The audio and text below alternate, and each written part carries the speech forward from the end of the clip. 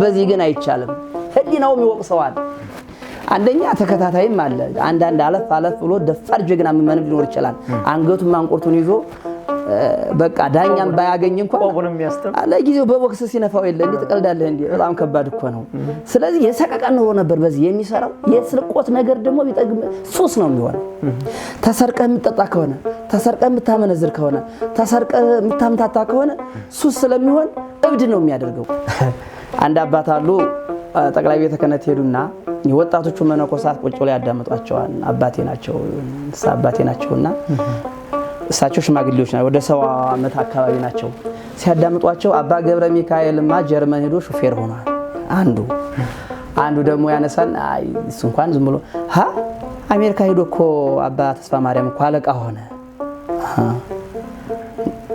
ሆላንድ ሄዶ እሺ አሁን ቤት ሰርቷል የት አዲስ አበባ እንዲህ አይነት ፎቅ ደግሞ ጀምሯል ነገሌ ያው ሲያወሩ ልጆች ሲቆዩ እንደቀደሙት መነኮሳት እኮ እገሌ በአራተኛው ቀን ነው አክፍሎ የሚበላው እገሌ በቅቷል ነበር ወሪያቸው እናንተ ግን ምን ሆናችሁ ነው ያደረጋችሁትን አስኬማ አስባችሁታል የት ነው ያላችሁት ብለው አሏቸው ሲሏቸው ምን ቢመልሱ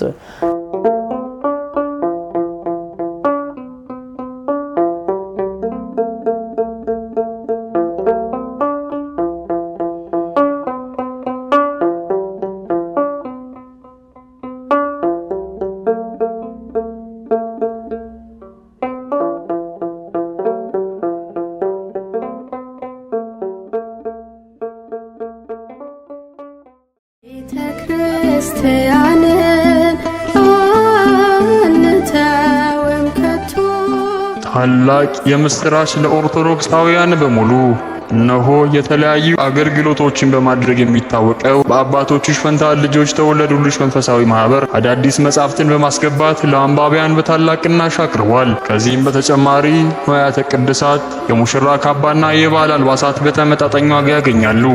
ከናንተ የሚጠበቀው በ0912 990123 ወይም በ0707 451912 ላይ በመደወል አገልግሎቱን በማግኘት ይዘዙን። ባሉበት ቦታ እናደርሳለን። አድራሻ 4 ኪሎ ቅድስት ሥላሴ ህንጻ ፊት ለፊት አይዳ ህንጻ ላይ እንገኛለን።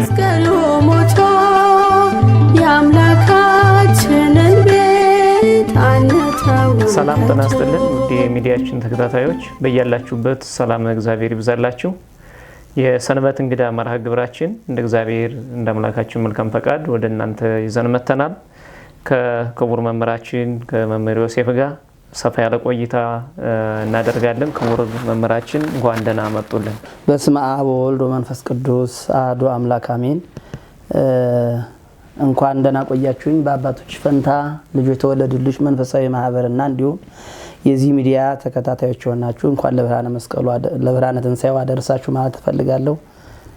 አመሰግናለሁ። እሺ ክቡር መምህራችን ጥሪ አድርገው እዚህ ድረስ ስለመጡ ከልብ እናመሰግናለን። ቀጥታ ወደ ጥያቄዎቻችን እንሄድና ብዙ የምናያቸው የምንሰማቸው በቤተ ክርስቲያናችን ብዙ ነገሮች አሉ። እንደው ለመግቢያችን የሚሆነው ምንፍቅና ምንድነው የሚለውን ሐሳብ ብናነሳ እንዴት ይገልጹታል? መልካም እንግዲህ ምንፍቅና ማለት ቃሉ የግዕዝ ቃል ነው። ናፈቀ ተጠራጠረ ካለ የሚል ነው። ግን ያው ምስጢራዊ ትርጉሙ በአብዛኛው በእግዚአብሔር የተገለጠውን በክርስቶስ የተገለጠውን እምነት ሃይማኖት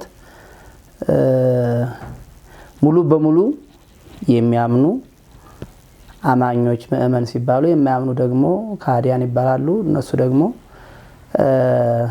ግማሹን አምነው ግማሹን የማይቀበሉ ማለት ነው። ስለዚህ አማኝ ሲሏቸው በቃ ሲክዱ ይገኛሉ። ካህዲ እንዳይባሉ ደግሞ አማኝ ይመስላሉ እና ከሁለቱ ያልሆኑ ነገር ግን የሚጠራጠሩ በቤተ ክርስቲያን ባጭሩ ሻሽ ጠምጥመው ቆብ አድርገው መስቀል ይዘው ሲሄዱ እውነትም የቤተ ክርስቲያን አገልጋዮች ልጆች ይመስሉና ቀረብ ሲሏቸው ደግሞ ባዶ ሆኖ ግማሽ በግማሽ ተጠራጣሪዎቹ ነው ይገኛሉ። ለምሳሌ ያህል ክርስቶስን አምላክ ብለው ሲያስተምሩ ይገኙና ጠጋ ብለው እንዴት ነው ሲሏቸው ወረገሱማ ማላጅ ነው ይላሉ፣ ፍጡር ነው ይላሉና እንደነዚህ አይነት ሰዎች መናፍቃን ይባላሉ።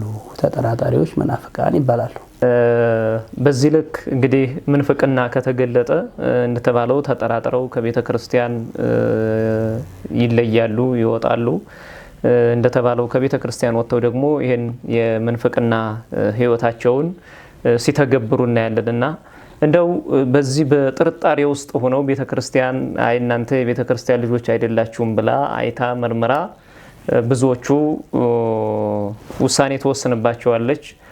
አንዳንዶቹ ራሳቸው ቀድመው ወጥተው እንደፈለጉ የሚሆኑ ሰዎች አሉና የሚገርመውና የሚደንቀው እኒህ ተጠራጣሪዎች ወይም መናፍቃን ብለን የምንጠራቸው በተለይ ደግሞ ከቤተ ክርስቲያን የሚወጡት ቤተ ክርስቲያንን ሳያውቋት ከወጡ በኋላ የመጀመሪያ ታርጌት የሚያደርጉት ቤተ ክርስቲያንን መሳደብ ነውና ይሄ የስድቡ መንፈስ እንደው ከምን የመጣ ነው?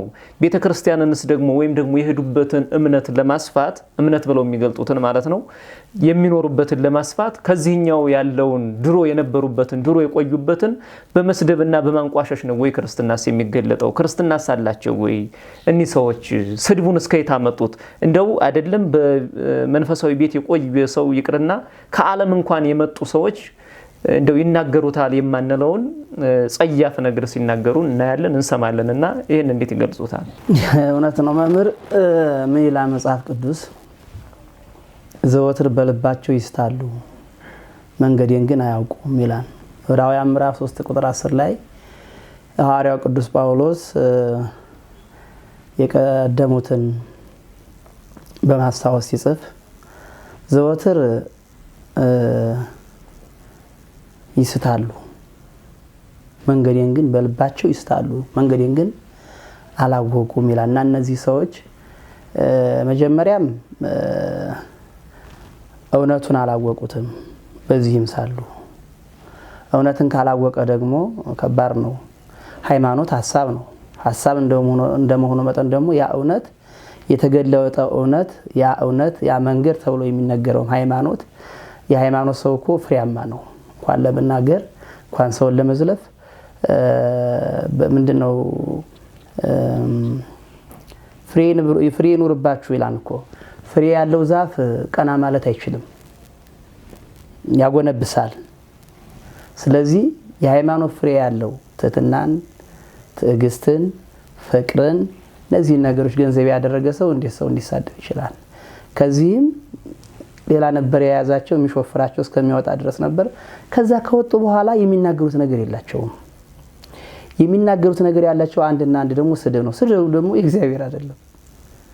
በራሱ ስድብ በስድብ እኮ የሚመለሰው የለም። በስድብ የሚገኝ ነገር የለም። ምንድነው የሚለው ራእይ ላይ እኮ የስድብ አውሬውም የስድብ አፍ ተሰጠው ይላል ምዕራፍ 13 ቁጥር 5 ላይ የስድብ አፍ ተሰጠው ይላልና በዛ በመሳደባቸው የሚያገኙት ምንም ነገር የለም። እነሱን የሚመስሉ ሰዎች ደግሞ ሊቀበሏቸው ይችላሉ፣ ግን ፍሬያማ ሊሆን አይችልም። በስድብ ምንም የምታመጣው ነገር የለም። በትህትና በፍቅር ያለህን እውነት መሸጥ ስለሆነ ሐሳብ ደግሞ የአእምሮ የሚገዛ የምታሳምንበት መንገድ ስለሆነ በዛ መንገድ ካልሆነ ስለተሳደቡ የሚመጣም የለም የሚሄድ የለም። እና ግን እነሱ የሚናገሩት ስለሌላቸው ሌላ ሐሳብ ስለሌላቸው ብዙ ህይወታቸው እኮ የሚታወቅ በዚህም ሳሉ የሚታወቁ ናቸው። እንደው በዚህ ዘመን ያሉ እንደው መናፍቃን ቤተክርስቲያን የመገዳደር አቅም ዕውቀትም ወኔውም የላቸው። ለምን ሲባል በዚህም ሳሉ በደንብ ይታወቃሉ። በደንብ ጠንቅቀው ልብሷን የነሱ ያልሆነውን ሰው እኮ ሲወጣ ሰውን ስትወደው እስከነ ንፍጡ እስከነ መላ አካሉ ነው። ግን የቤተ ክርስቲያን የሆነ ሀብትን ይዘህ ሄደህ ከዛ ላይ ለመታየት መስቀሉን ትይዛለህ፣ ሻሹን ትጠመጥማለህ፣ ቆቡን የማታምንበትም ማለት ነው። ያ እንግዲህ ለማሳት እንደው እስመ ኦፈ ሰማይ ለማሳት እንደሆነ እንደው ልብ ያለው ሰው ለቤተ ክርስቲያን ዕውቀት የቤተ ክርስቲያን መረጃ ያለው ሰው ያውቀዋል ራሱ። ምክንያቱም የሚናገሩት ስለ ጥላቻ ነው፣ የሚናገሩት ስለ መስቀሉ ነቀፌታ ነው ጠቅላላ። ምክንያቱም ክደታቸው ምንፍቅናው አዲስ አይደለም። በነገራችን ላይ ያው አዲስ ነገር ሐሳብ የለ እንኳን አዲስ ለማምጣት ዝግጆች አይደሉም። ለአቅመ ምንፍቅና እንኳን ይበቃል ብዬን ያላሰብም በራሴ ማለት ነው። አሁን በመናያቸው በተለይ ከቤተ ክርስቲያን በወጡ ሰዎች ለአቅመ ምንፍቅና ብቁ ቅኔ ማወቅ እኮ በራሱ አዋቂ ነው ሊያስብል አይችልም። መጻሕፍትን ቅኔ አዋቂ ሁሉ መጻሕፍትን ያውቃል ማለት አይቻልም። እኔ ቅዳሴ መምህር ብሆን ያቋቋም መምህር ብሆን የዝማሬ መምህር ብሆን ዜማውን አወኩት ማለት እችላለሁ እንጂ ሃይማኖቱን ያንን በዛ ውስጥ የተጻፈው መርምር ያወኩት ማለት አይቻልም። እና ከዛ አንፃር የሚናገሩ ሰዎች ምንም የሚያመጡት ተጽዕኖ የለም። ግን ግዴታ የላኳቸው ረጅም እጅ ስላለ እነሱ ካልተናገሩ ደግሞ መብላት ስለማይችሉ ውሾች ይላቸው የመጽሐፍ ቅዱስን ወቅወሙ ለከለባት ቅዱስ ጳውሎስ እኮ ወቅወሙ ለከለባት ውሾቹን ወቁባቸው ብሏል በፊልጵስዩስ መልእክቱና ልክ እንደ ውሾች ናቸው ካልጮሁ መብላት አይችሉም መብሊያቸው ያ ነው ሌላ ሙያ የለም ሙያማ ቢኖራቸው በቤተክርስቲያንም እስከመጨረሻው ከኛ ቢሆንስ ኑሮ ከኛው ጋር ጸንተው በኖሩ ነበር አይደል የሚለው ከኛ እንዳልሆኑ ይገለጡ ዘንድ ከኛ ዘንድ ወጡ ቅዱስ ዮሐንስ ወልደ ነጎድጓድ ከኛ ስላልሆኑ ወጥተዋል ከወጡ በኋላም ደግሞ በዛኛው ለምንፍቅናው መውቀት ስለሌለ የሚናገሩት ፍሬ ገለባ ነው የድሮ መናፍቃን እኮ ቢያንስ ዕውቀት ነበራቸው ከዕውቀት የተነሳ ይሳቷሉ እነሱ ግን ከዕውቀት አልባዎች ናቸው መንገዴን አላወቁም ቅዱስ ጳውሎስ ዕብራዊ መልእክቱ ምዕራፍ 3 ቀደም የተናገሩት ላይ ዘወትር በልባቸው ይስታሉ መንገዴን አላወቁምና መንገድ የተባለችው ሃይማኖት ናት ነቢያት ብዙ ዋጋ የከፈሉባት መከራ የተቀበሉባት ሐዋርያት እንደ ሽንኩርት መከራ የተቀረደዱባት ሰማዕታት በቁመናቸው ሰዓት የገቡባት ይችናት መንገድ የተባለችው ሃይማኖት በዚች ሊጸኑ ይገባ ነበር መጽናቱም ይቀር ከወጡም በኋላ የራሳቸውን ሐሳብ ቢኖራቸው ዕውቀት ቢኖራቸው ኑሮ በዛ ላይ ተመስርተው በራሳቸው መንገድ ይሄዱ ነበር ብዙ በናፍቃን አሉ አይደል የተለያየ ስም የተሰጣቸው በተለያየ ድርጅት ከመንግስት ያስፈቀደው ያሉ እንደ ውስኖቹ ቁንጽሎቹ ካልሆነ በስተቀር ሁሉም በራሳቸው መንገድ ያው እንጀራም ኑሮም ስለሆነ ራሳቸውን አዳራሽ ከፍተው እንደፈለጉ ይናገራሉ ከዚህ የወጡት ግን ያው ተልኮ ስላለ ተናጋሪ ስለሆነ እንደዚህ እንደ ሪሞት የሚያንቀሳቅሳቸው ስላለ አንድና አንድ የሚናገሩ ስድብ ተአምረ ማርያም ምን አገባው ጴንጤ ከሆነ ገድለ ተክለ ሃይማኖት ምን አገባው የሚመለከተው እኔ ነው አይደል መጽሐፍ ቅዱስ አለት መጽሐፍ ቅዱስ ይናገር እንጂ ከሰው የሰው መጽሐፍ ይዞ የሰው አይሆንም እኮ መናገር ካለበት በዚህ ሆኖ ስተት ካለ ይሄ ነው ስተቱ ብሎ የሚመለከታቸውን በግዞ እነሱ መሞገት ነው ከዛ በኋላ የሚስተካከል ነገር ካለ በትክክል እውነት ነው ከዛ ውጭ ሆነ ያልሆነ ነገር ብትናገር ምን ታዩሁከው ምን ታይወስኩከ በእንተ ከናፍረ ጉሉት ስለተናገሩት አመጻ ቅዱስ ዳዊት እንደተናገረው ዋጋ ይከፍሉበታል ለፈልፋሉ የሚጠቀምባቸው ሌላ ነው እነሱም በቃ እብድ አለ አይደል አእምሮን የሳተ በዛ መንገድ ነው የሚታሰቡት እንጂ ትክክል አይደሉም መልካም ክቡር አባታችን ጥሩ ነው የገለጹት ያለ እዚሁ ላይ እንደው የወጡትን እናንሳ ከተባለ እንደው እዚ ከኛ ቤት ቆይተው የወጡ ሰዎች አብዛኛዎቹ እንደው ስራቱ ከብዶባቸው ይሆን እንድንል ሁሉ ያደርጉናል እንደው የወጡትን በጣት የሚቆጠሩትን ሰዎች እንኳን ብንቆጥራቸው ቤተክርስቲያን ውስጥ ይያሉ ከቤተክርስቲያን ስርዓት ውጭ የሆነ ተግባር ሲያደርጉ የነበሩ ሰዎች ናቸው ለምሳሌ ካህን ሆነው ቤተክርስቲያን ከምትፈቅድላቸው ህግ ውጭ ይሄዱ በተለይ ደግሞ ወጣቶችም ሆነው ደግሞ ቤተክርስቲያኗ የምትፈቅድላቸውን ስርዓት መጠበቅ ሲከብዳቸው የወጡ ናቸው ብዙዎቹና እንደው መንፈሳዊነት ከብዶ በዚህ ልክ ከወጡ በኋላ እንደው አይደለም በመንፈሳዊ አይን በስጋ አይን እንኳን ያደረጉትን ስራውን ከወጡ በኋላ እየተናገሩ ነው በፊት ቤተክርስቲያን ስለያዘችባቸው ማለት ነው እና አሁን ራሳቸው ወጥተው ሲናገሩ አይደለም አማኝ አማንያን ያደርገዋል ተብሎ የማይታመን ነገር ራሳቸው ባንደበታቸው አደረግን ይያሉ ሲገልጡን ሰማለንና እንደው እኒ አሁን እንዴት ነው እምነቱ አላቸው ወይ እንደው ይሄ እምነቱ ይቅርና ህሊና የሚባለው ሞራሉ ራሱ አላቸው ወይ የሚለውን እስኪ እንደው እዚህ ላይ የተወሰነ ቢያነሱልን ይሁዳ ሄደና ምዕራፍ 26 ማቴዎስ ላይ ምን እንድትሰጡ ትፈልጋላችሁ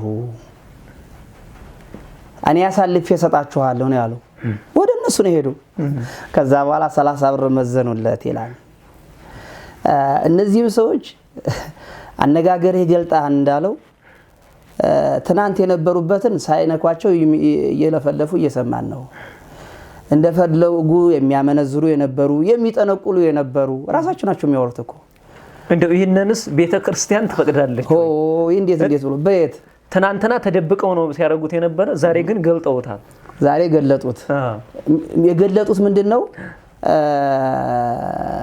ያው አንዳንድ ሰው በዚህም ልቅ ስለሆነ የቤተክርስቲያን ህይወቱም የቤተክርስቲያን ፍቅሩም መንፈሳዊነቱም ስለሌላቸው ሲሰሩት ነበር ከዚህ ከወጡ በኋላ እንደገና ደግሞ የሚናገሩት ታሪክ የላቸውም። ይህን ሁሉ እየለፈለፉ ሀይ የሚላቸው አላገኙም። ስለዚህ ምን ይመጣን ከሚል ከድፍረት የተነሳ ነው። ከድፍረት የተነሳ ይናገሩታል እንጂ ቤተክርስቲያንማ በምንኛው በየትኛው ቤተክርስቲያን የምትቀበለው እኮ 80 መጽሐፍ ቅዱስ ነው አይደል? መጽሐፍ ቅዱስ እንቁላል የሚቀበልበት ቦታ የት ላይ ነው ያለው? የለም።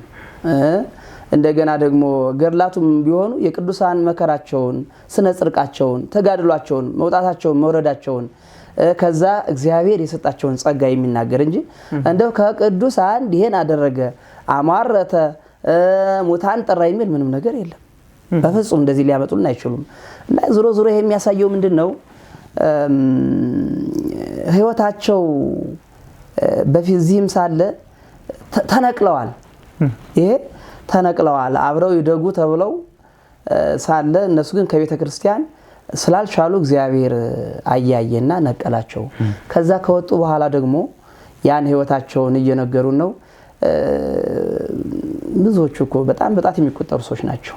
በዚህ በዩቲዩብ የሚሯሯጡት በቲክቶክ የምናያቸው ሰዎች ስም ብንጠራም ያው ራሳቸው ያወሩትን ስለሆነ ምንም የሚያሳቀቅ አይደለምና ብዙዎቹ ጠንቋዮች የነበሩ መርጌታ ነኝ እንደዚህ አደርግ ነበር እንዲህ ሰርቼ ይሄን አድርጌ እያሉ እየነገሩ ነው። መነኮሳቶቹ ደግሞ በቤተ ክርስቲያን በጣም ብዙ የሚያሳፍር ነገር እኔ ልናገር እንኳን የሚከብደኝ ስራ ሰርተው ቤተ ክርስቲያን አስመርረው በገዳማስም በስንት ገንዘብ ምእመናንም በዝብዘው መጨረሻ ቤተ ክርስቲያን የተፈቻቸው ናቸው። ከዛ ከሄዱ በኋላ ፍትሃት የለ፣ ሰዓታት መቆም የለ፣ እስከ ሰዓት ጦሙሎ ማስቀደስ የለ እያሉ የሚናገሩ እንደፈለኩኝ እበላለሁ እንደፈለኩኝ እጠጣለሁ ማን ነክቶኝ በርገሬን እነፋለሁ። ፊት በተሻሽጎ ነበር የሚነፋው፣ አሁን ደግሞ በዚህ ግን አይቻልም። ህሊናውም ይወቅሰዋል። አንደኛ ተከታታይም አለ። አንዳንድ አለፍ ብሎ ደፋር ጀግና ምንም ሊኖር ይችላል። አንገቱን ማንቆርቱን ይዞ በቃ ዳኛም ባያገኝ እንኳን ለጊዜው በቦክስ ሲነፋው የለ እንዴ ተቀልዳለህ እንዴ? በጣም ከባድ እኮ ነው። ስለዚህ የሰቀቀን ኑሮ ነበር በዚህ የሚሰራው። የስርቆት ነገር ደግሞ ቢጠግም ሱስ ነው የሚሆነው። ተሰርቀህ የምትጠጣ ከሆነ፣ ተሰርቀህ የምታመነዝር ከሆነ፣ ተሰርቀህ የምታምታታ ከሆነ ሱስ ስለሚሆን እብድ ነው የሚያደርገው። ወደዛ ሲሄድ ሐሴት እንደው መንግስተ ሰማያት እኮ የመብል የመጠጥ ጉዳይ አይደለም። የእግዚአብሔር መንግስት ጽድቅና ሰላም በመንፈስ ቅዱስ የሆነ ደስታ ነው እንጂ መብልና መጠጥ አይደለም ነው የሚለው። መብልና መጠጥ አይደለም። አባቶቻችን ይሄን አላየንም። ከአባቶቻችን ከነ ገብረ መንፈስ ቅዱስ ከነ አቡነ አሮን መንክራዊ ከሌሎቹም ከነ ፊልጶስ አንዳዴ ባይር ይሄን አላየንም። መንኩሰው 3-4 ቀን ቆይተው አንድ አባት አሉ ጠቅላይ ቤተ ክህነት ሄዱና የወጣቶቹ መነኮሳት ቁጭ ብለው ያዳምጧቸዋል። አባቴ ናቸውና እሳቸው ሽማግሌዎች ናቸው። ወደ 70 ዓመት አካባቢ ናቸው። ሲያዳምጧቸው አባ ገብረ ሚካኤልማ ጀርመን ሄዶ ሹፌር ሆኗል። አንዱ ደግሞ ያነሳን እሱ እንኳን ዝም ብሎ አሜሪካ ሄዶ እኮ አባ ተስፋ ማርያም እኮ አለቃ ሆነ። ሆላንድ ሄዶ እሺ አሁን ቤት ሰርቷል። የት? አዲስ አበባ እንዲህ አይነት ፎቅ ደግሞ ጀምሯ ነገር ያው ሲያወሩ ልጆች አስቆዩ እንደ የቀደሙት መነኮሳት እኮ እገሌ በአራተኛው ቀን ነው አክፍሎ የሚበላው፣ እገሌ በቅቷን ነበር ወሬያቸው። እናንተ ግን ምን ሆናችሁ ነው ያደረጋችሁትን አስኬማ አስባችሁታል? የት ነው ያላችሁት ብለው አሏቸው። ሲሏቸው ምን ቢመልሱ የምኒልክ መለኩስ የመጣ አባ የጨዋታ ላንተ አይመጥንም ዞር ብለው አሏቸው። እና እንግዲህ ይሄ አሁን በህይወት ያሉ አባት ናቸው። እስከዚህ ደረጃ ነው። እና ለዓላማ ያልመነኮሱ ለዓላማ ያልደቆኑ በተለይ 10ኛ ክፍል እየጣላቸው ቅድስት ሥላሴ ይገቡ ብዙ ያበላሹ ብዙዎች አሉ እኔ በማውቃቸውና ያ ነው የሆነው። ዞሮ ቤተክርስቲያን ወአብጻይሁ ይሁዳን አውጥቶ ማቲያስን ያስገባ አምላክ ለሁሉም ፍርዱን ይሰጣን። ለጊዜው ግን ለብዙ ሰዎች መሰናክል ሊሆኑ ይችላሉ እንጂ አይሳካላቸውም። ቤተክርስቲያን እኮ እቺ የምትታየው ብቻ አይደለችም። የራሱ ደግሞ ድብቅ ሰራዊት ይኖራል። እግዚአብሔር ድንቅ አምላክ ስለሆነ ለጊዜው ሊያምታቱ ይችላል፣ ግን የማይሳካ ነገር ነው። ህይወታቸው ብልሹ ነው። በመጀመሪያም ብልሹ ነው፣ አሁንም ብልሹ ነው። እግዚአብሔር ለንስሐ አንተ ልቦናቸውን አስተካክለላቸው ለንጸልይላቸዋለን። ምን እንላለን ሌላ ከዚህ ውጭ? እሺ መልካም ክቡር አባታችን፣ በጣም ድንቅ ሐሳብ ነው እየተነሳ ያለው። ምክንያቱም ትናንትና ያንን ክፋታቸውን አይታ ነው ቤተክርስቲያን ከቤቷ እንዲወጡ ያደረገችው። ከወጡ በኋላ ግን ቤተክርስቲያን እነሱን ማስወጣቷ ወይም ማውገዟ ትክክል መሆኗን ነው ራሳቸው ዛሬ እያስረዱን ያለ። የገድላቱ ታምራቱ ክርስቶስ አልተሰበከም የሚል ማጭበርበር ያላቸው መሰረቷም ጉልላቷም ክርስቶስ የሆነ ቤተክርስቲያን በቅዳሴዋ እልፍ ጊዜ ክርስቶስን የምታመሰግን የምትጠራ ቤተክርስቲያን ክርስቶስን አልሰበከችም የሚል ውሸት ሳይሆን እነሱ በህይወታቸው ክርስቶስ እንዳልነበረና ምንም መንፈሳዊ ህይወት እንዳልነበራቸው በቤቱ እያሉ ይህንን አይታ ነው ቤተክርስቲያን ያስወጣቻቸው። ስለዚህ የራሳቸው ጉድለት ነው እንጂ ቤተክርስቲያን እንዲህ ያጉድላለች ክርስቶስ አልተሰበከም የሚል የማጭበርበር ህይወታቸውን ራሳቸው እየገለጡት ነው እያየን ያለ ነው። ስለዚህ ከዚህ አንፃር ነው ቤተክርስቲያናችን እኒህ በነሳሃ የማይመለሱ ቤተክርስቲያንን የበደሉ አማኙን የበደሉ ስለሆኑ በዚህ ልክ እያወገዘች ለይታቸዋለች። ነገ በዚህ ልክ የሚሄዱትንም ትለያለች። ተጸጽቶ ደግሞ ወደ ነሳሃ የተመለሰውን ደግሞ እጇን ዘርግታ በሯን ከፍታ ቤተክርስቲያናችን የምትቀበል ይሆናልና ስለዚህ ጥሩ ገልጸውታል። አሁንም ከቤተክርስቲያን የኮበለሉ ሁሉ ጊዜ ቤተክርስቲያን በሯ ክፍት ነው ወደ ልባቸው ተመልሰው ወደ እውነተኛዋ ቤተክርስቲያን ምክንያቱም እግዚአብሔር ኃጢያትን እንጂ እነሱን ስለማይጠላቸው ማለት ነውና ጥሩ ገልጸውታል ክቡር አባታችን። ሌላው እንደው በዚሁ ሳምንት በጣም የሚያስደንቅ ሁኔታ ተከናውኖ ነበር። ምንድነው? አንደኛ ዝክረ ኒቂያ በሚል ሊቃውንት አባቶቻችን በጠረፋማው አካባቢ ያሉት በአንድ መሰብሰባቸው ተሰባስበው ማየታችን አስደናቂ ነገር ነው። ይሄ ብቻ አይደለም ደግሞ እንደገና በየገዳማቱ ያሉ መነኮሳት ለሶስት ቀን ደግሞ እንደዚሁ እየተወያዩ እየተሰባሰቡ በአንድነት የቆዩበት አለ። ከፊታችን ደግሞ የቅዱስ ሲኖዶስ ስብሰባ ደግሞ ስላለ ለሱም ግብዓት የሚሆን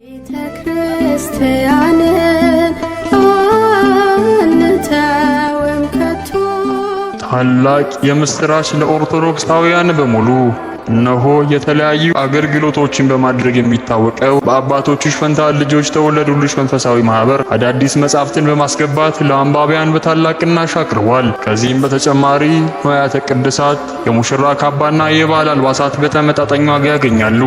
ከእናንተ የሚጠበቀው በ0912 990123 ወይም በ0707 451912 ላይ በመደወል አገልግሎቱን በማግኘት ይዘዙን። ባሉበት ቦታ እናደርሳለን። አድራሻ 4 ኪሎ ቅድስት ሥላሴ ህንጻ ፊት ለፊት አይዳ ህንጻ ላይ እንገኛለን።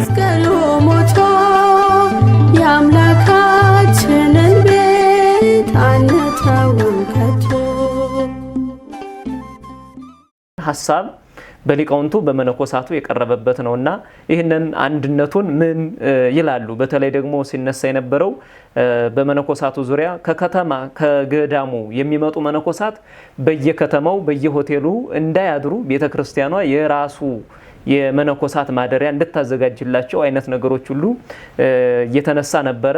በዚሁ ልክ ደግሞ በተለይ አሁን ማንም ካህን ወይም ደግሞ ማንም ዲያቆን ዝም ብሎ መሾም የለበትም፣ ስርዓቱን ጠብቆ ቤተክርስቲያናችን በሚገባ ማስኬድ አለባት የሚሉ ብዙ አስደናቂ ነገሮች ተነስተዋልና ይሄን ነገር እንዴት ያዩታል? ምክንያቱም ነገም ደግሞ ለቅዱስ ሲኖዶሱ ለስብሰባው ጥሩ ግብዓትም ስለሰጠ ማለት ነው። ነገ ትልልቅ ዲያቆናት፣ ትልልቅ ካህናት፣ ትልልቅ እውነተኛ ጳጳሳት የሚፈራበትም ስለሆነ ሊቃውንቱ ይህንን እየሰሩ ስለሆነ የቤተክርስቲያኗን ችግር ተረድተው መሄዳቸውን እንዴት ያዩታል? እንዴት ይመለከቱታል? መምህር በጣም ጥሩ ነው መምጣታቸው። መምህራኑ ክፋት የለውም፣ በጎ ነው። ግን ይሄ የኔ አመለካከቴ ትንሽ እዚህ ላይ ለየት ሊል ይችላል። ምክንያቱም እንደዚህ አይነት ነገር አይተን ስለማናውቅ መምህራኑ ተጠርተው ሲመጡ አላየንም። ካሁን በፊት በነበረው ብዙ መምህራን ፎቅ ላይ ያላቅማቸው ሲሚንቶ ተሸክመው የሚቀጥራቸው አጥተው አዙራቸው ወድቀው የሞቱ ብዙዎች ናቸው። በብዙ ምክንያቱም በቤተ ክርስቲያኒቱ በብዙ በቅኔውም በአቋቋሙም በመጽሐፉም በብዙ ደክመው ሲመጡ ጥያቄው ሌላ ሆኖ ቀለም ሳይሆን ብዙዎች ተስፋ ቆርጠው የነበረበት ሰዓት ነው እና አሁን ላይ መምህራን ተብለው በአባቶቻችን መጠራታቸው መታሰባቸው ጥሩ ነው። ግን ይሄን የሚከታተል ራሱን የቻለ ተቋም ያስፈልገዋል። ትናንት ከመካከላቸው ተሽሎክልኮ በራሱ መንገድ አጠገባቸው ዱብዳ ሲወርድባቸው ደንግጠው ነው። እንደዛ ነው የማስበው።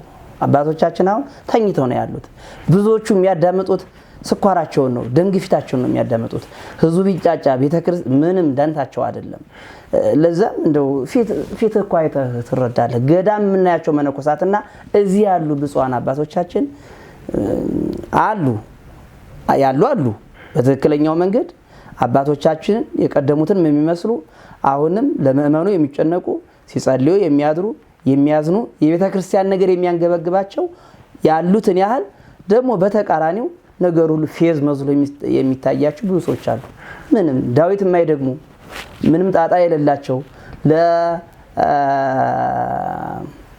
ለጊዜያዊ መንግስት የሚያጎበድዱ ስለዚህ በቃ ለነሱ ምቾት መብላት መጠጣት መደሰት ከነሱ ስርዓት ውጭ የሚወጣ ካለ በቃ ከመንግስት ጋር ሆነው የሚያደርጉ ብዙ ሰዎች ያሉትን ያህል አሁን ከመካከላቸው ትንሽ ወጣ ፈንገጥ ለየት ያለ ወንበራቸውን የሚነቀንቅ ነገ ይሄ ነገር የሚል ነገር የሚያሳስባቸው ሲመጣ ኑ ድረሱልን የሚል ይመስላል እንጂ ጥሩ ነው። ሊቃውንት እንዲህ አይነት ነገር ይሆን ይሄ ሁሉ ሊፈጠር አይችልም። የሚገባቸው መምህራን ቦታቸውን ቢይዙ ከዚህ ድረስ ምን ያስመጣቸው በያሉበት መምህራኑን በትክክል የቤተክርስቲያን ትምህርት የደከሙት የለፉትን መዋቅር አለ እግዚአብሔር ይመስገን። በመዋቅሩ በኩል መከታተልና የት ነው ስንት ተማሪ ተመረቀ፣ ስንት መምህሩ እንዴት እያስተማረ ነው የሚል ዘመኑን የጠበቀ አስተዳደር ቢኖር ነው ይሄው ነገር አይፈጠርም ነበር። አሁን ግን መጨረሻ እንዳይሆን ነው መፈራው። መምጣታቸው ጥሩ ነው ግን የመጨረሻው ይሆናል ብዬ ነው መፈራው እንጂ መምህራን አሉ ይዛነው ያህል ደግሞ በጣም የተሐድሶ መንፈስ ቢያንስ እንኳን ይሄ ማህበረ ቅዱሳን የሚባል አለ አይደለ እነሱ ካልደረሱበት ደርሰን ልክ በእነሱ ልክ የአብነት ትምህርት ቤት እንቆጣጠሩ በሰሜኑ በኩል ብዙ ስራ ይሰራል። ብዙ ስራ ያን ሁሉ ማወቅ ይቻላል። ነገ ትናንት ያላየነውን ማየት እንዳንችል ባለበት መክሰም እንዲችል የመስተካከል እንዲችል የአብነት መምህራን የቤተክርስቲያኒቱ ሞተር ናቸው። ተማሪዎቹም ደግሞ ነገ የሚታዩት ጳጳሳት ነገ የሚታዩት መምህራን የምእመናን ተስፋ አብነት ትምህርት ቤቱ ላይ ነው ያለውና እነሱም መሰብሰባቸው ጥሩ ነው ግን የመጨረሻ ይሆናል ብዬ ነው የምፈራው። እንዳይሆን ግን እንግዲህ ያው እነሱ ይወቁ ለቤተክርስቲያን ካሰቡ ያስቀጥሉታን ይሄንን ሞራን እየሆናቸው እንዴ አዲስ አበባ እኮ አይቶ የሚያውቅ መምህር ሊኖር ይችላል። በየገዳማቱም በመነኮሳቱም ደረጃ እንደዛው ብዙ ገዳማት አሉ የተጎዱ ግን ከዚህ አዲስ አበባ ከህንጻ ላይ ህንጻ የሚሰራ ሰበካ ጉባኤ አለ በየቦታው ለንግድ እዛ ግን ብዙ መከራ ነውና ያለው ያን ሁሉ ማገናዘብ ይቻላል። ቤተክርስቲያን በትክክል ምእመናን ያሳተፈ ሲኖዶስ ወደፊት መኖር ከቻለ አይጫወቱብንም። ደግሞ መጨረሻው ይታወቃል። የተሐድሶም ሆነ የመናፍቃን መጨረሻ ዓለማዊነት ማድረግ ነው። ቤተክርስቲያን ከክርስቶስ ማውጣት ነው። ዓለማዊነቱ ሲያድግ ደግሞ ወደ ሰዶማዊነት ከዛ ወደ ሰይጣን አምላኪነት ነው። ይሄን ደግሞ በአውሮፓ የምናየው ነው በአሜሪካ የምናየው ነውና እንደዚህ መሆን እንዳንችል የቤተክርስቲያን አምላክ ይርዳን ነው ይባላል። አሜን አሜን። በእውነት ክቡር አባታችን ጥሩ ገልጸውታል። እንደተባለው እንዲህ አይነት ሊቃውንት አባቶቻችን በየገዳማቱ ያሉት በየአድባራቱ ያሉት እንዲያውም አንድ የአብነት መምህር ደሞዛቸው ስንት ነው ተብሎ ሲጠይቅ 900 ብር በወር እንግዲህ ከ300 በላይ የአብነት ተማሪ እያስተማሩ ደሞዛቸው ግን 900 ብር ነው። እና አሁን የሳቸው በልባቸው ውስጥ ያለው ትልቁ ደሞዛቸው በቃ 900 ተማሪ ጉባኤ ቤቱ እየጨመረ ሲሄር ነው እንጂ የሚሰማቸው ሲያንስባቸው እንዳያንስ ነው እንጂ ጥረታቸው የደሞዝ ጉዳይ አይደለም። እና በዚህ ልክ የቤተ ክርስቲያን አምድ ሆነው ህይወታቸውን ለቤተ ክርስቲያን ሰጥተው እድሜ ዘመናቸውን የሚሰሩ እውነተኛ አባቶች አሉና እነዚህ ናቸው እንግዲህ መጥተው የተሰበሰቡትና ያለውን ችግር ማየታቸው መመልከታቸው ነገ ለ300 ለ400 የአብነት ተማሪዎቻቸው ከትምህርቱ ጎን ለጎን ከአብነት ትምህርቱ ጎን ለጎን እንዲህ አይነት ነገሮችን ችግሮች እንዳሉ ለዛ ችግር ደግሞ የተዘጋጁ መሆን እንዲሆኑ ይሄን ጥረት ማድረጉ ትልቅ ነገር ነውና እንደው የማጠቃለያ ጥያቄ ላድርገውና ቤተክርስቲያን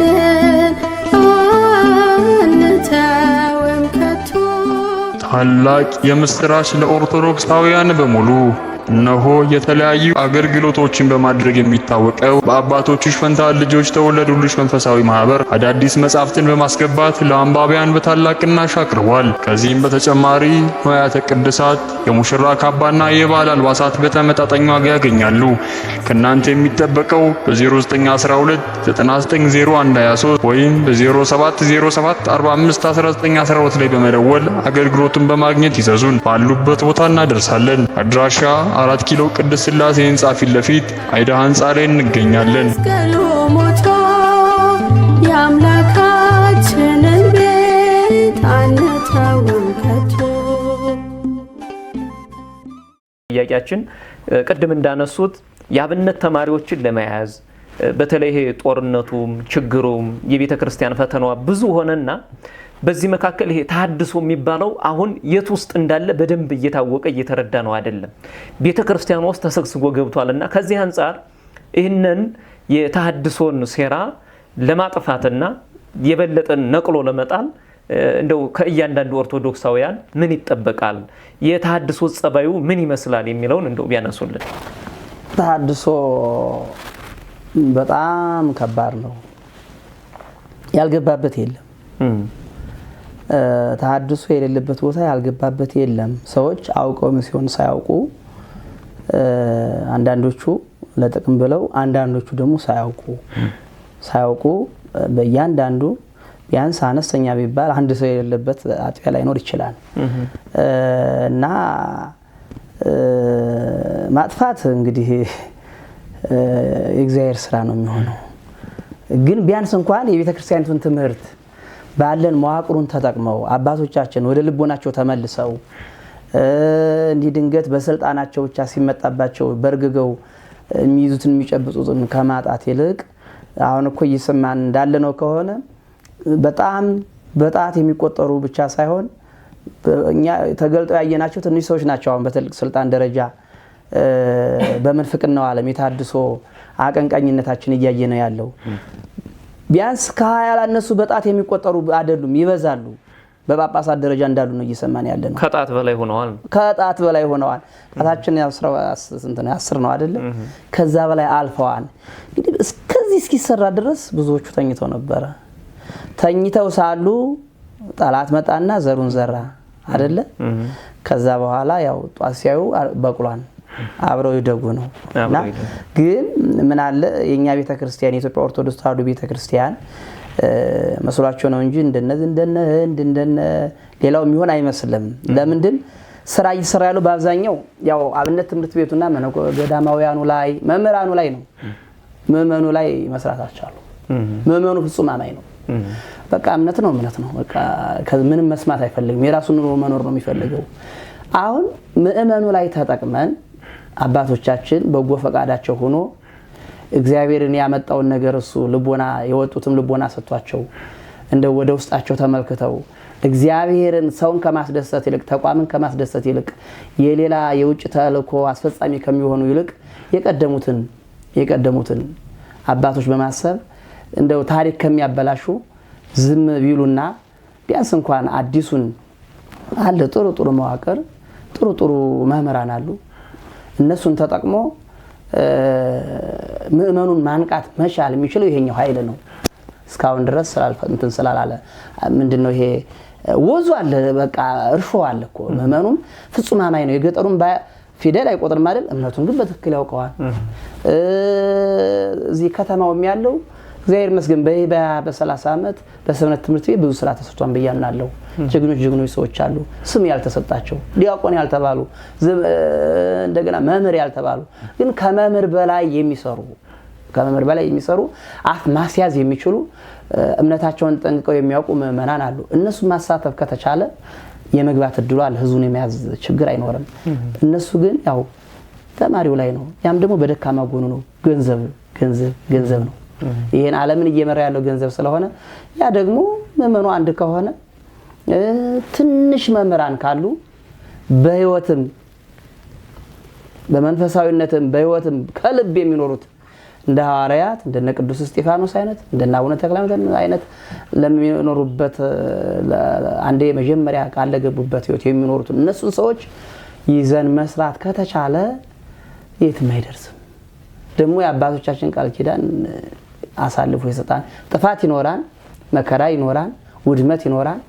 ብዙ ሰዎች ተሰነካክለው ህይወታቸው ሊበላሽ ይችላል። ግን ሌላ ዓለም ላይ እንዳየነው ሌላ ሀገር ላይ እንዳየነው በዛ ደረጃ ቤተክርስቲያን ትወድቃለች ብዬ አላስብም።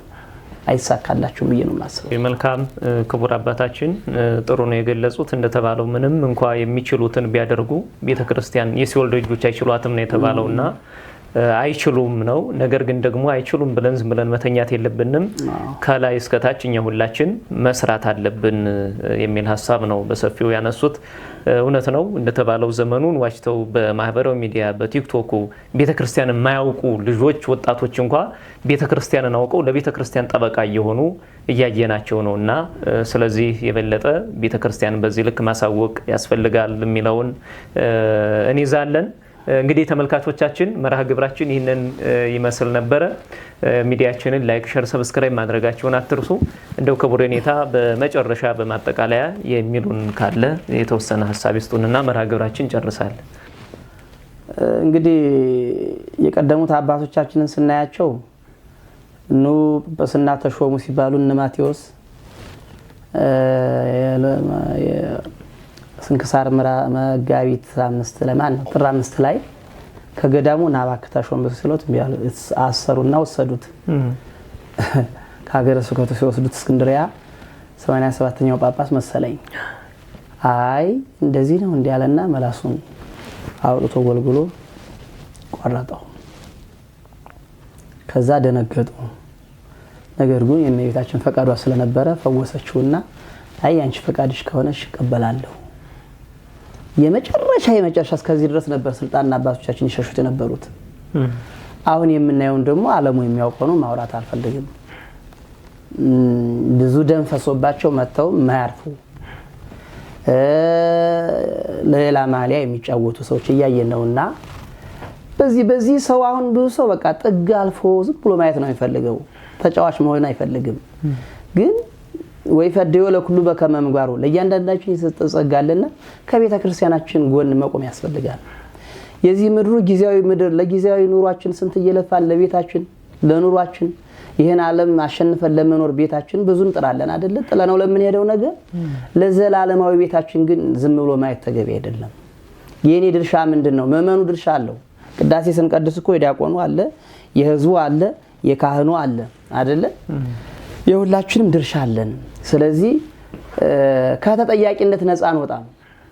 ዝም ብለን ተመልክተን የኛ ድርሻ ብር መስጠት ብቻ አይደለም፣ የምሰጠው ብር የት ነው የሚደርሱ የሚለውን ያስፈልጋልና ምእመናን፣ ካህናት፣ ሊቃውንት፣ መርጌቶች ዘመኑን አንድ ሆነን የተጣላን ታርቀን ቤተክርስቲያናችንን መጠበቅ ያስፈልጋል። እንደዛ ካልሆነ ከእጃችን ልታመልጥ ትችላለች። ከእጃችን ቤተክርስቲያን ልታመልጥ ትችላለች እና መዳኛችን ደግሞ እቺ ቅድስት ቤተክርስቲያን ናት። መንግስተ ሰማያትን የምናይባት መስታወታችን ናት ለጊዜው። በመጨረሻም ደግሞ በቤተክርስቲያን ባለን ህብረትና ተሳትፎ ነው ዋጋችን ደመወዛችን የሚሰጠን እንጂ ዝም ብሎ እንደዋዛ አይደለም። የዘላለማዊ ነገር እንደዋዛ አይደለምና አንድነት ይኑረን፣ ቤተክርስቲያናችንን እንጠብቅ፣ በሃይማኖታችን እንጽና። የሰላም አምላክ ደግሞ ቢያንስ እንኳን ለክፉ ነገር የተነሱትን የኛ ጸሎት፣ የኛ አንድነት፣ የኛ ወደ እግዚአብሔር ዘወር ማለት ሰዎችን ሁሉ ሊያረግባቸው ወደ ንስሐ ሊያመጣቸው ይችላል የሚል ሐሳብ መናገር ፈልጋለሁ። የአባቶቻችን አምላክ እግዚአብሔር እንደነሱ ሐሳብ ሳይሆን እንደሱ ቸርነት እነሱን አንበሳውን ማገረም ይችላል፣ ነብሩን ማገረም ይችላል። አይተናል። በእና አባቶቻችን በእና አባ ሳሙኤል ዘዋልድባ በእና አባ አንበስ በእና አባ ገብረ መንፈስ ቅዱስ የሚያጅቧቸው አንበሳዎቹ፣ ነብሮቹ፣ ዘንዶቹ ይታዘዙላቸው ነበር አይደለ? እነዚህ ደግሞ ሰዎች ናቸው። ምድራዊ ኑሮ ይድላኝ ብለው እንብላ እንጠጣ በዚህ ምክንያት አድርገን ቤተክርስቲያን ለማፍረስ ነው ሐሳባቸውና እነሱን የሚያገርም ኃይል ጸሎት ያስፈልገናል። እነሱን ያው ተኩላዎች ናቸው አይደለ? ከአንበሳ በተለይ ተኩላ መናፍቃን የተኩላ ምሳሌ ናቸው። ቅድም እንዳልኩት ደግሞ በውሾችም ይመሰላሉ። እነሱን የሚያገርም አምላክ ከኛ ጋር አለ። ግን ይሄ አምላክ ለሱ የሚታዘዝ ለሱ ልባችን የሚገዛ ሰዎች ሆነን መገኘት ያስፈልጋል። እንደዛ ካልሆነ ሱዳን እኮ ኦርቶዶክሳውያን ነበር የነበሩበት። አሁን ማን እንዳለበት ይታወቃል። ግብፅን እንግዲህ በ7ኛው መቶ ክፍለ ዘመን አረቦች ወረሯት። ወንዶቹን ገድለው ሴቶቹን ተረከቧቸው። አሁን 10% ጀግኖች ስለነበሩ ቃል ኪዳኑ ስላለ 10% ጠንካሮቻው ክርስቲያኖች አሉ። እኛ ግን የሚሰበስበን አንድነት ያስፈልገናል። ቤተክርስቲያናችን እንደመሰብሰቢያችንም ስለዚህ ዝም ብሎ ከማየት እኔን አይመለከተኝም ከማለት ራሳችንን ተቆጥበን በሰበካ ጉባኤውም በሰንበት ትምህርት ቤቱም በየተለያዩ ማህበራትም እየተደራጀን ቤተክርስቲያናችንን እንጠብቅ የሚል መልእክት ማስተላለፍ ፈልጋለሁ። በቸርነቱ ይባርከን ይጠብቀን። ቤተክርስቲያናችን ሀገራችን ኢትዮጵያን እሱ ከፈተና ከመከራ እሱ ይሰውርልን። ሚዲያችንም እግዚአብሔር እንግዲህ ሰፊ ስራ መስራት እንዲችል የአባቶቻችን አምላክ እሱ በቸርነቱ ከኛ ጋር ይሁን ይቆየን። ስላለ እግዚአብሔር እሺ አባታችን ቃለ ሕይወት ያሰማልን፣ የአገልግሎት ዘመኖትን ያርዝምልን፣ አሜን አሜን፣ በእድሜ በጸጋ ይጠብቅልን። ተመልካቾቻችን እንግዲህ ላይክ፣ ሼር፣ ሰብስክራይብ ማድረጋችሁን አትርሱ። ሰላም እግዚአብሔር ሁላችን ጋር ይሁን። ታላቅ የምስራች ለኦርቶዶክሳውያን በሙሉ እነሆ የተለያዩ አገልግሎቶችን በማድረግ የሚታወቀው በአባቶችሽ ፈንታ ልጆች ተወለዱልሽ መንፈሳዊ ማህበር አዳዲስ መጻሕፍትን በማስገባት ለአንባቢያን በታላቅ ቅናሽ አቅርቧል። ከዚህም በተጨማሪ ንዋያተ ቅድሳት፣ የሙሽራ ካባና የባህል አልባሳት በተመጣጣኝ ዋጋ ያገኛሉ። ከእናንተ የሚጠበቀው በ0912 990123 ወይም በ0707 451912 ላይ በመደወል አገልግሎቱን በማግኘት ይዘዙን። ባሉበት ቦታ እናደርሳለን። አድራሻ 4 ኪሎ ቅድስት ሥላሴ ሕንጻ ፊት ለፊት አይዳ ሕንጻ ላይ እንገኛለን።